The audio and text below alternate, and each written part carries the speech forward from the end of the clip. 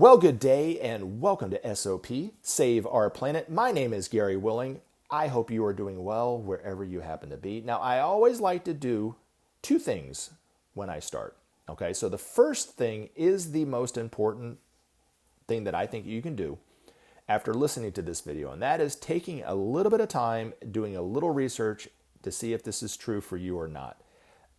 To be honest with you, and I am being totally honest with you when I say this, I would be totally fine and content and happy with whatever the result is for you, whether you see if it's true for you or not, if you just took the time out of your day and do a little research. So if you check out the Share International site, the link is at the very top of the description portion of these videos. You get the best background information about Maitreya and the Masters of Wisdom there than you can anywhere else. So hopefully you'll take the time to do it because the information is really good and it's really free. The second thing that I'm hoping that you do, because it's really good and it's really free, is to join the discussion and let me know what you think. Post a comment. If you have a question you want to ask me, post your question in the comment section and I'll try to answer it in the next video, or email me, searchforsigns@mail.com. All right. Now, I got to be honest with you too, because typically I have a general understanding of what I'm going to say when I start these videos. I've thought about it for a few days. Perhaps I get a question or a comment that gets me thinking, and I think about it as I'm driving or I'm at work or doing whatever.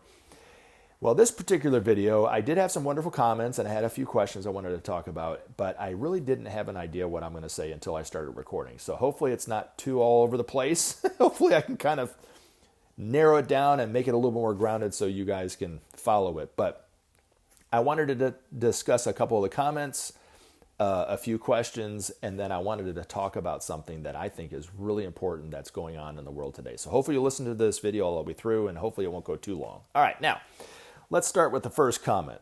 All right, so this person was commenting on a video where I talked about my own personal Maitreya experiences entitled, I Met Maitreya. This is so beautiful and inspirational. Thank you for sharing these blessed experiences. Well, thank you for listening and thank you for the comment. Now, I wanted to talk about Maitreya experiences here for a second because first and foremost, I want you guys to know that I'm only sharing my own personal experiences with Maitreya for you, not for me. I don't need to share this with people. I share them so that you have a better understanding of Maitreya, a better understanding of how he and these masters will be interacting with everyday folks such as myself. Some of the lessons that I've already learned from these experiences to hopefully help you, because the times that I've read experiences from other people or heard them from themselves, they've told me the story themselves, I learned a lot from it. So that's why I'm sharing it with you. Hopefully you guys find them like this person did, inspirational in that way. But also, so that maybe, possibly, if you had an experience yourself, you will remember that experience for you. So that's why I'm sharing these experiences with you. And I guess the other thing would be to hopefully give you a better sense of that I do think that this information is real, because every one of the experiences that I've shared with all of you have not been embellished in any way. They really did happen, as crazy as some of them sound. So if you don't know what I'm talking about, check out my Maitreya Experience playlist on this channel, and I have all these videos recorded where I talk about them. So hopefully you'll take the time to do that too. But I wanted to share something with you because this is a little different about master experiences that I wanted to share. Okay, so this is actually coming from, there's two experiences I want to talk about, but this is coming from an Alice Bailey book that I read years ago entitled The Unfinished Autobiography. And it's unfinished not because she just got lazy and didn't finish it. She actually passed away during the writing of it, but it's quite, I found it to be great. When I mentioned it to Benjamin Creme, he didn't really particularly like that book because he thought it was a tad bit self-serving from what he said. I found it to be wonderfully informative and insightful about not only Alice Bailey, but about the masters. But anyway, he and I can agree to disagree on that. But I see where he's coming from too. But one of the things that she said in this book was that masters will not only create familiars for people, but they will also set up situations as a form of a lesson for that person.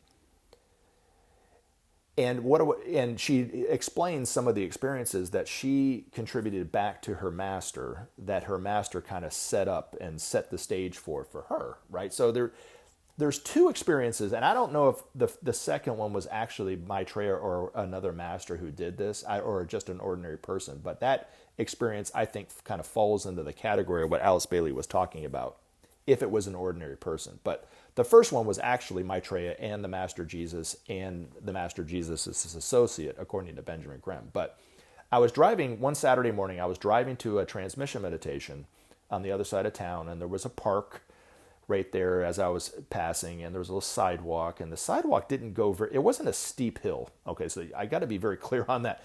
It was a very, very tiny hill.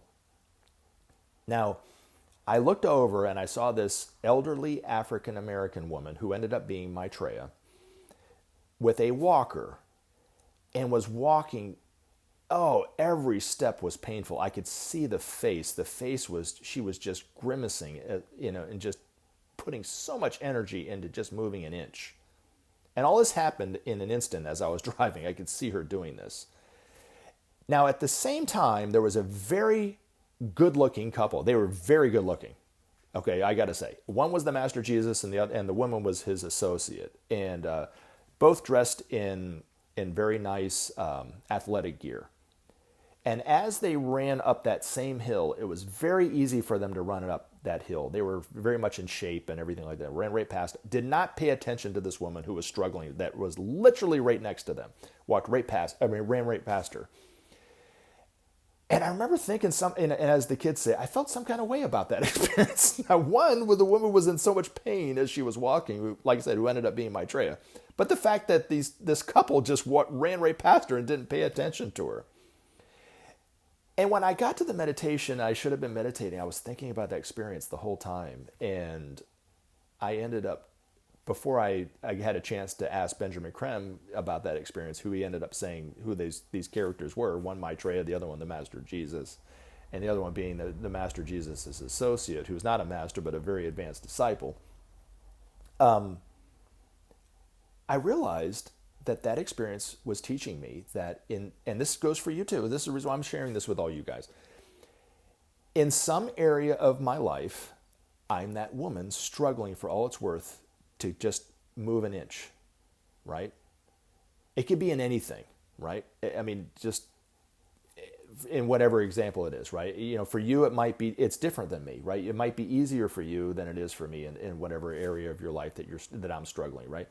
But in other areas, I'm that couple where it was just very easy just to go right up the hill.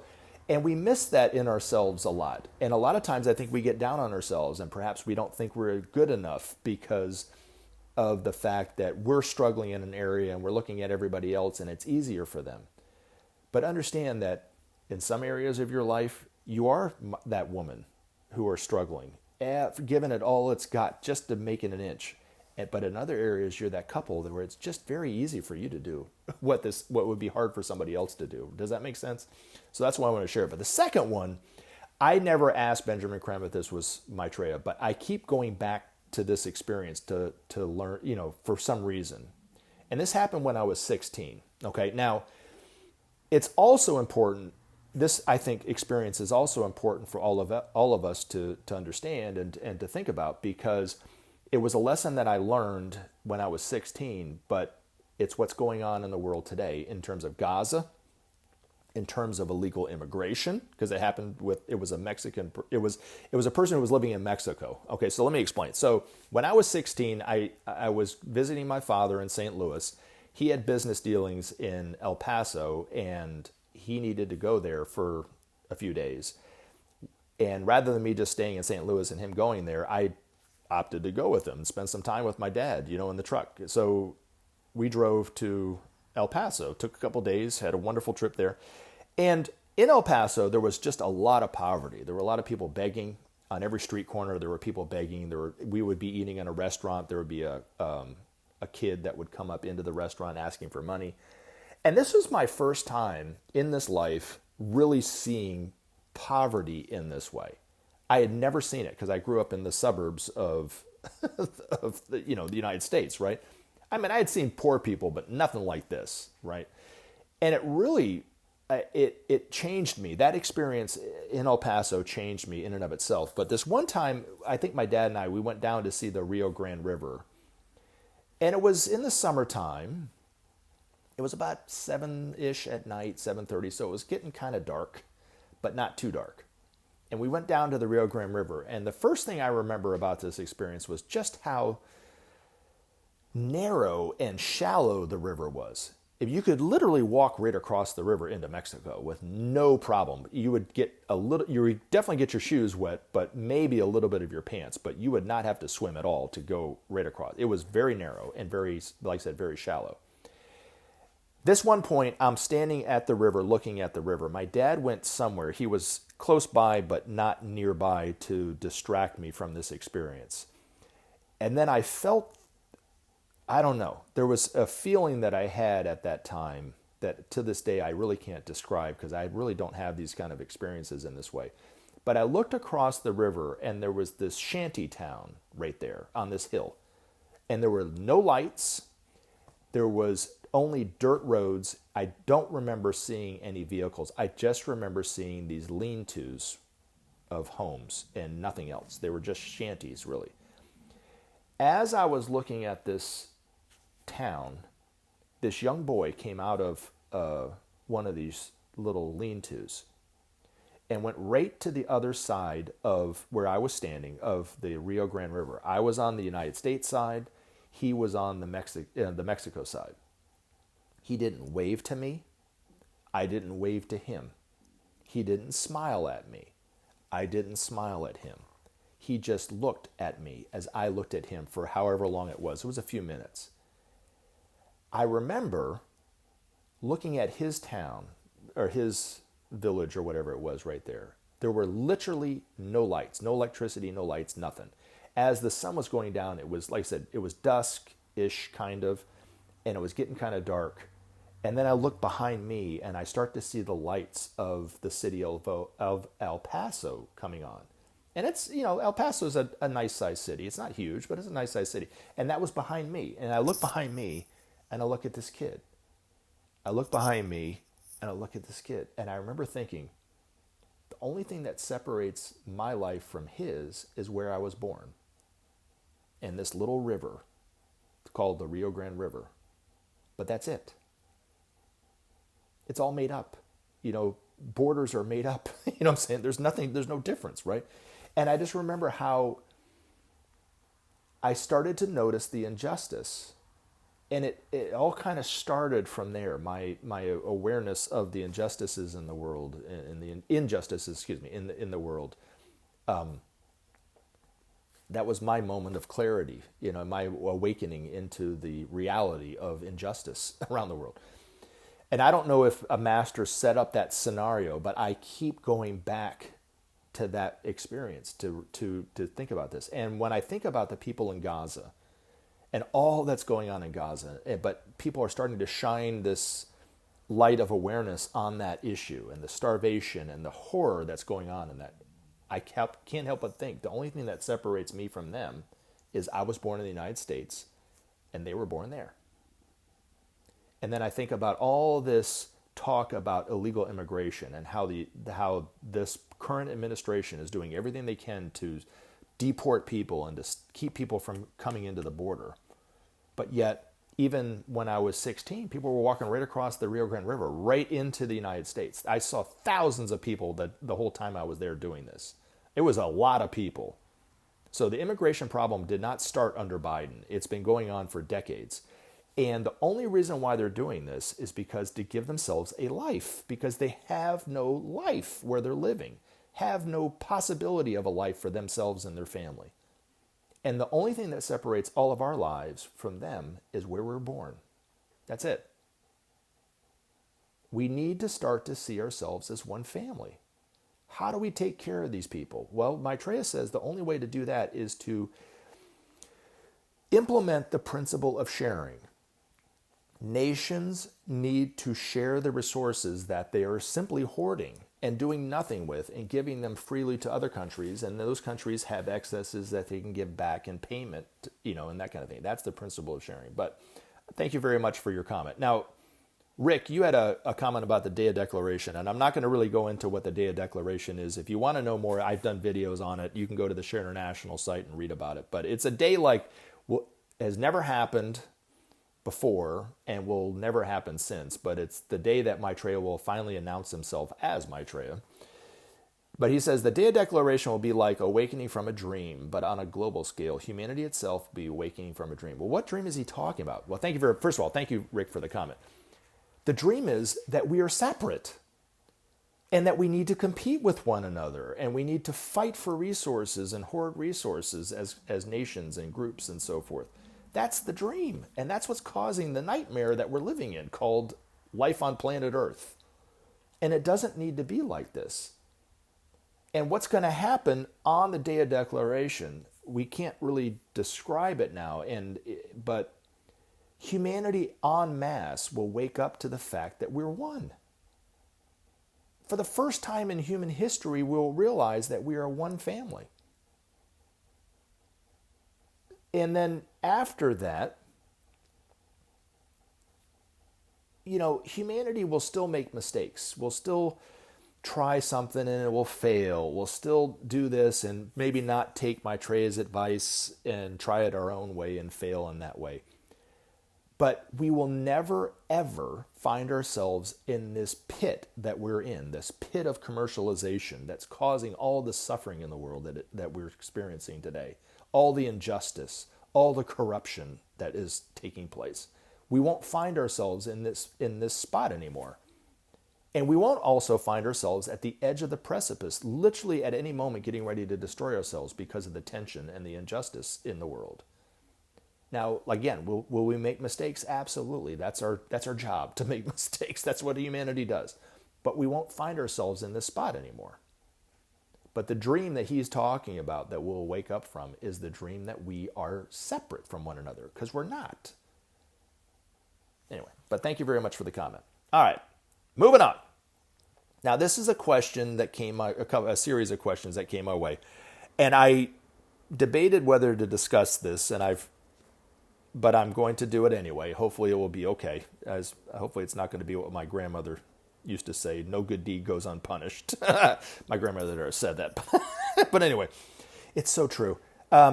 This is coming from a person who believes himself to be Maitreya. And I have to set it up like that because Maitreya is not using his name Maitreya. He's not referring to himself as Maitreya. He's not referring to himself as some great spiritual teacher or the Imam Mahdi or the Christ or the Kalki Avatar or anything other than just being an ordinary person. Okay, so he won't do that. He won't declare himself as Maitreya until the day of declaration. And that will be in front of the entire world. Everyone will hear it at the same time. All the billions of people will all hear his call to humanity to make a choice. Do we continue on in the way that we're doing and destroy ourselves and give ourselves no future for anyone? Doesn't matter how rich you are or how poor you are, you will not have a life on this planet for much longer if we continue on the way that we're doing, or simply try the principle of sharing. So it has nothing to do with believing in Maitreya as the Christ. It has nothing to do with changing your own personal beliefs and your religious belief. It had nothing to do with that. It has to do with, are nations going to share resources or not? And that's the choice that we have to make. So on the day of declaration, and then he will eventually say who and what he is for humanity and what he means for humanity and what's awaiting humanity if we just try the principle of sharing, that kind of thing. But this person believes himself to be Maitreya, and he's asked me several times over the years that he's commented. I think it's been years since he's commented, and I've tried to, explain to him that I don't believe himself to be Maitreya, but whatever. Anyway, hi, Gary. I hope you and your family have been well, and we have been, but thank you. I hope you're well as well. A few questions might end for you to ponder and discuss further if you wish. Why won't he use his name? Isn't that being deceptive? That's the first question. The second one, what name will he use, is the second question. The third question, I actually don't understand what you're asking. Who will the person he names be? Okay, well, actually, maybe I do. I'll try to answer that. And 4, how do you know that I'm not Maitreya, having never met me? Peace and love to you and your community. All right, so why won't he use his name? I've discussed many, many times, but I guess it's worth repeating, so I'll repeat it. And is it being deceptive? No, it's not. He is only he's only claiming to be an ordinary person because he wants all of us to listen to what he has to say with honesty and an open mind. And just like I say at the beginning of every video, if you do a little research, I just said this, right? If you do a little research and you see if it's true for you or not, I'm saying that to you because I mean it, right? But it's also, if you step away and you go and do some research and look into this information, you can be honest with yourself. Do you agree with this or not? And there was a time when I first heard about this information that I went through that same experience, where I didn't know if this was true. I didn't believe it to be true, but nobody was telling me I had to believe it. I was able and free to be able to do it. And then after a while, my heart started to open up to the fact that it is true. And it started to have the ring of truth for me. And well, yada, yada, yada, here I am. But Maitreya never came to my door and knocked on my door and told me I had to believe it. It was for me to believe this for myself or not, for me to see if this is true for me or not. And the truth came out in the fact that I wanted for the world what he is saying for the world, which is the need for peace, the need to bring about justice, and the need for sharing. That to me is true. And then when I started to do a little research and I started to look into the principle of sharing, I talk about the Marshall Plan, it started to have more of a ring of truth for me because I saw historically that that is a fact. It did happen that when the United States tried the Marshall Plan, it did bring about a modicum of goodwill amongst those nations. The peoples of those nations trust each other better. Whatever the intention was for the United States for doing it, they did the principle of sharing. And I've never once said that Truman or even George C. Marshall, their intention was to try the principle of sharing. Never once said that. I think their intention was different. I do think that the advisors that were advising George C. Marshall were very aware of what they were doing and encouraging him to try the principle of sharing in that way. And we're lucky, and we don't know how lucky we are that those people were in those positions to be able to influence George C. Marshall to take it seriously. And we have no idea how fortunate we are that George C. Marshall had the open heart to see to do that and to try it, just to try it. And even though the Marshall Plan stopped, those nations, the United States, Britain, at the time it was West Germany, but let's just say Germany, Italy, Spain, and some other European nations, have never attacked one another since then. So when I started looking at this, I'm going, yes, this is what I want. I've wanted peace my whole life. Ever since that experience that I had with that young boy, I've wanted them to have a life too. Not just me. I don't care about me. I only care that these people who have nothing, literally nothing, can have a life for themselves. A decent one. One where they're not begging for scraps of food. Why are we living like this? It's a crime. And yet we do nothing. Our political leaders do nothing with this. Nothing. The people en masse don't care because they haven't seen it for themselves. Do you understand? That's why he is not using his name. So that you, as a person, can hear what he has to say and go, do I want what he has or he's asking us to do or not? And be free to understand within your heart that that's what you want.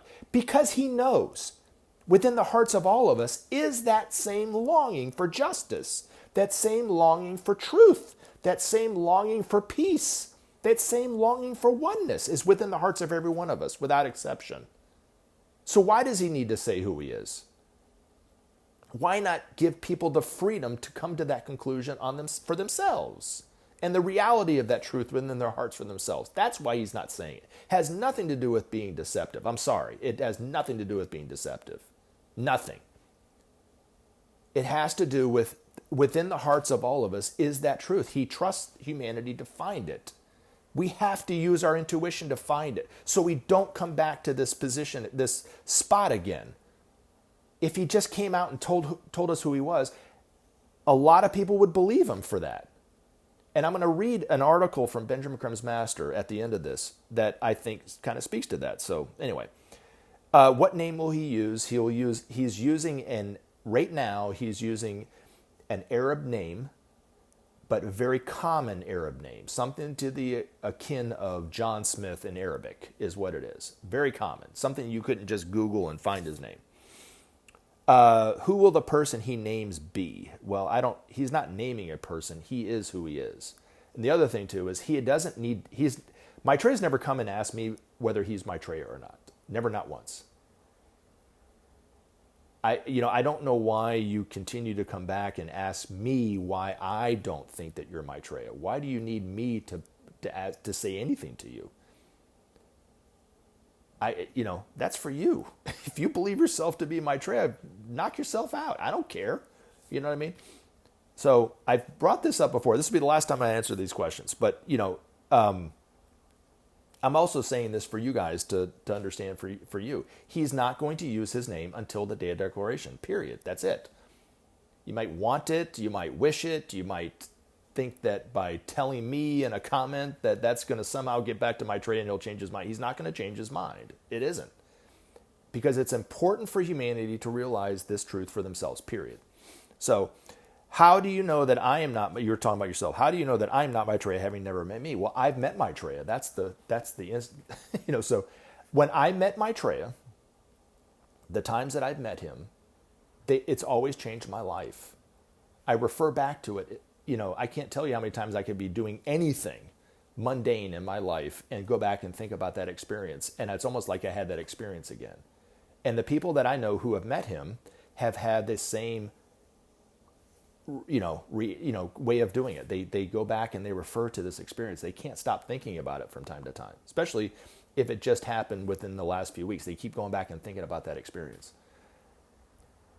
And I love it when you guys comment. I love it when you guys ask questions,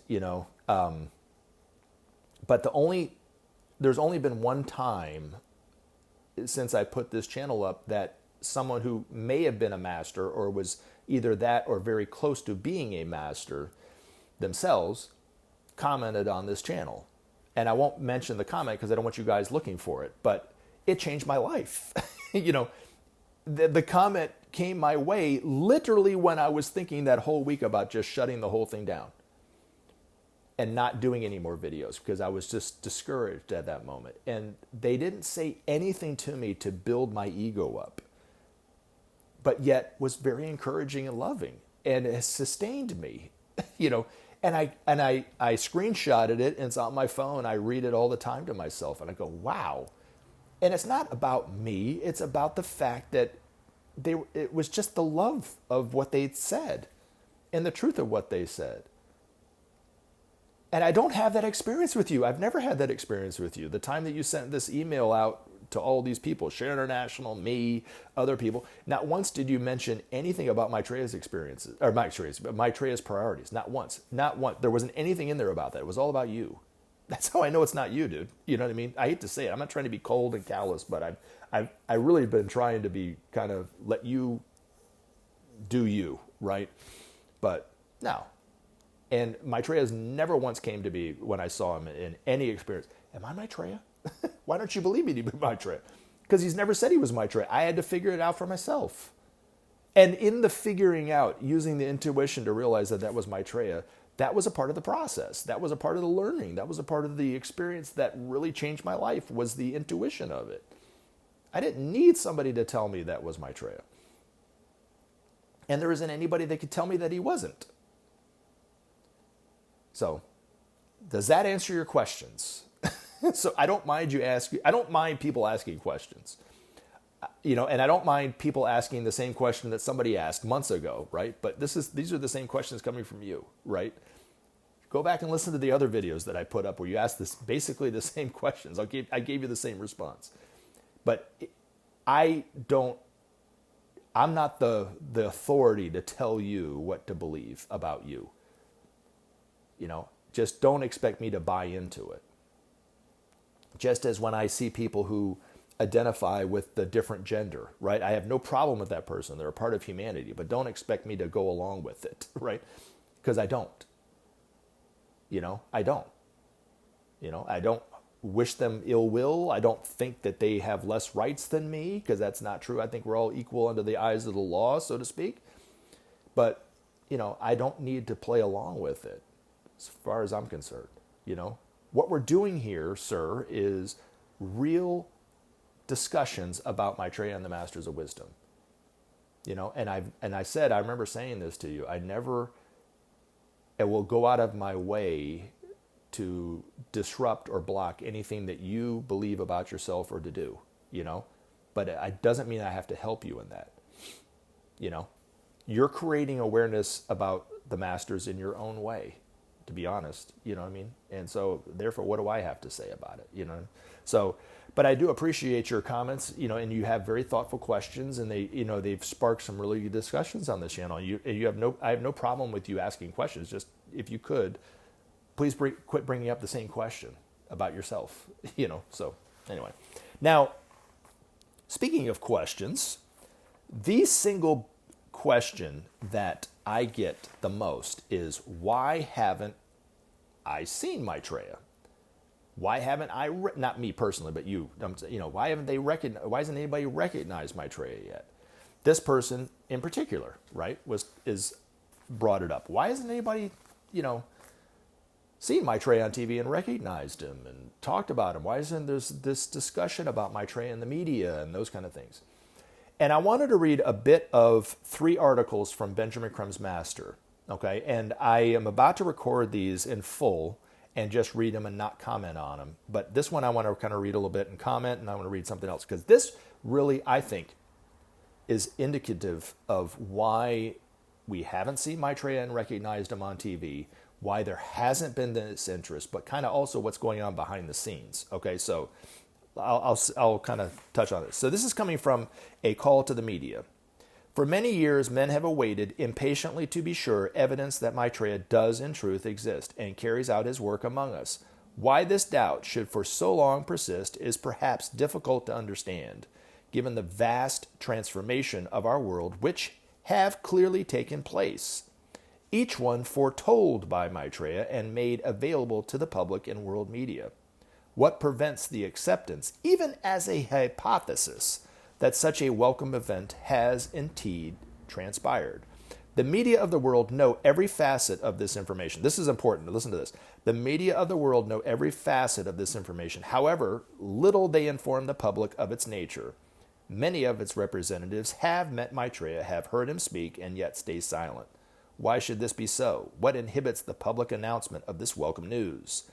In the main, the problem is fear. Fear of ridicule, fear of disbelief, fear of loss of their status or jobs, fear that they have somehow been beguiled, that they did not see what they saw or hear what they heard. It is easier to set their experiences aside and leave it to Maitreya himself, if he does indeed exist, to come forward and show the world his factual presence. Did you guys get that? This view, logical enough to those who thus wait silently, shows little understanding of the laws which govern the appearance of a teacher of Maitreya's stature. And then he says, this is something for all you guys, many worthy teachers come into our lives, do their work, and cause few ripples on the surface of men's thoughts and action. They seldom need forerunners to prepare the way. Maitreya, however, is the world teacher, head of hierarchy, and intends to serve as such for the next world cycle, which is about 2,500 years. His impact on humanity cannot be comprehended. His coming is a truly momentous happening, which must be prepared for beforehand and adequately explained to men of every station. Now, this is what I wanted you guys to hear, okay, because this is also directed toward you, not necessarily the media. The world's media are ideally placed to acquaint men with the true happenings of our time.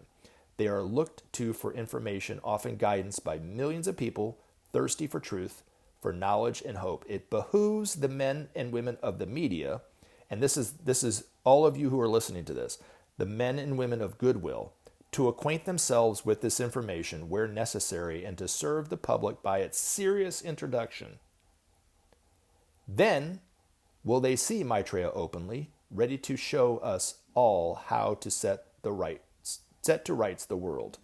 So the reason why we have not seen Maitreya and recognized him is because there still isn't any interest from the men and women of goodwill to go out and talk about this information with people. We're waiting for somebody else to do it. The Share International group, by and large, was responsible for disseminating this information. They did as best they could. I was a part of that group, so I'm not saying they're different from me. It was our job to let people know as much as it is, not to leave it to Ben to do it on our own, and let him do it on his own. Now Ben's passed away. Nobody's really talking about this. But here's the thing, okay? So he said in that article that the media know every facet of this information. If you don't believe that, okay, understand that when Ben made the announcement that Maitreya had given his television interview, the unbelievable interest from the media, I've talked about it many times, I was blown away. How many people in the media knew this information and were just doing everything they could to find Maitreya on Maitreya's interview. They know about this information. You know what I'm saying? They all do, apparently. And a lot of them have already met Maitreya and seen him and know for a fact who he is, and yet do nothing about it because they're afraid. They are scared. But also, he talked about the men and women of goodwill. That's you and I, who want peace in the world, who want to see justice, who perhaps believe on some level that this is true, are literally not doing anything with it. Does that make sense? So that was one of the things I wanted to share. And like I said, I'm going to record that one in full for you. So the other one has to do with, and I was going to read this second one, the Christ as Teacher, but I'm going to skip that for now because this video is getting too long. The people awaken. I'm just going to read a little bit of this. It may seem impossible to believe and so much wishful thinking, but from a higher viewpoint of your elder brothers, significant changes for the better are taking place throughout the world. We see a growing movement towards unity and justice and a growing realization of the absolute necessity for peace to reign if humanity is to continue on its path to evolution. This represents a huge step back from the brink of self-destruction. That was the first paragraph from that article that I'm about to read in full that you can listen to. But this correlates with what he said about in the other article that I just read. Where is it? When he says, for many years, men have awaited impatiently to be sure evidence that Maitreya does in truth exist and carries out his work among us. Why this doubt should for so long persist is perhaps difficult to understand given the vast transformation of our world which have clearly taken place, each one foretold by Maitreya. Okay, so if you remember in the last few videos, I've mentioned some key figures on the right, politically, of the political spectrum, who are talking about the need for peace, right?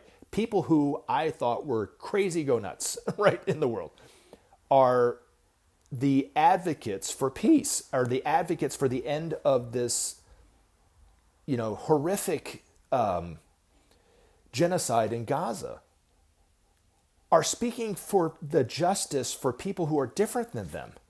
This has never happened before, seriously. If you weren't following politics 20 years ago, this would have never happened in the early 2000s, because in the early 2000s, when Bush and Cheney thought it was a wonderful idea and got inspired to attack Iraq and Afghanistan, these same people were for it. Guaranteed, 100%, as my wife says. They were for it. They were championing it. And now they're against it. What happened? What happened was their heart is opening up to the problems of the world. They're seeing the injustice. This is a huge development going on in our lives right now. People have said on this channel multiple times that they want evidence that Maitreya is real. This is evidence that what is going on. This, because Maitreya talked about it. Ben's master mentioned it. If you go back and read Ben's master's articles or go back and read the Alice Bailey books, they talked about the Zionists and the evil that's going on with the Zionist movement in Israel. They talked about it. Ben mentioned it many times in regards to Ariel Sharon and the evils that he did when he was the prime minister. He would say the same thing about Netanyahu, I guarantee you, right?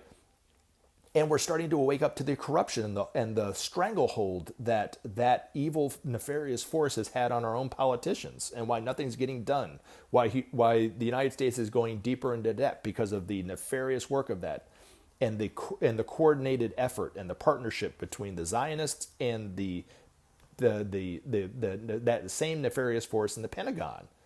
And then if you look at what's going on in Eastern Europe with Ukraine and Russia, those 3 points of darkness were mentioned decades ago. And you can see it very clearly now. And humanity, it's so clear to humanity now that even the people on the right are seeing the problem and are talking about it. This is a huge development, as Ben's master said. A huge sign that the world is about to see and recognize Maitreya. I can tell you that with all my heart. I don't know when. People ask me, when are we going to see and recognize Maitreya? When's he coming out? Well, he's already out. And this is the direct result of it. This is the effect of it. The world will still be divided. The world will still have injustice. The world will still have starvation when the day of declaration happens, when he finally declares himself as Maitreya. We'll still have all those things.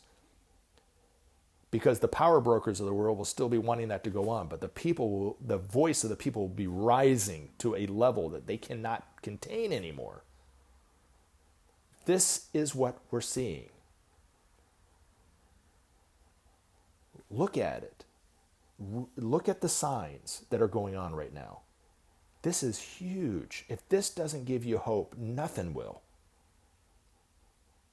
Be patient, but also, if you believe this on any level, go and really listen to what Ben's master said in that, when he says, where is it? I'll leave you with this one thought, the call to the media, the last paragraph. He says, the world's media are ideally placed to acquaint men with the true happenings of our time. They are looked to for information and often guidance by millions of people, thirsty for truth, first for knowledge and hope. It behooves the men and women of the media, but it also, and this is important, this because we're probably, the people listening to this aren't from the media, but you are this, the men and women of goodwill, to acquaint themselves with this information where necessary, and to serve the public by its serious introduction. That's you guys. Then will you see Maitreya openly ready to show us how to set to rights the world. You have an integral part to play in this, you who are listening to this, you who believe this information. Talk about it with your friends. Talk about it with your neighbors. Talk about it with your coworkers. The need for peace above everything. Don't stop talking about the need for peace and how important it is. You are a part of that voice. Believe me when I say this. I love you guys. Thank you so much for listening. And I look forward to putting up videos in the very near future. Have a wonderful rest of your day. Remember to take action and help SOP save our planet. Thanks for listening, and we look forward to talking to you again in future videos.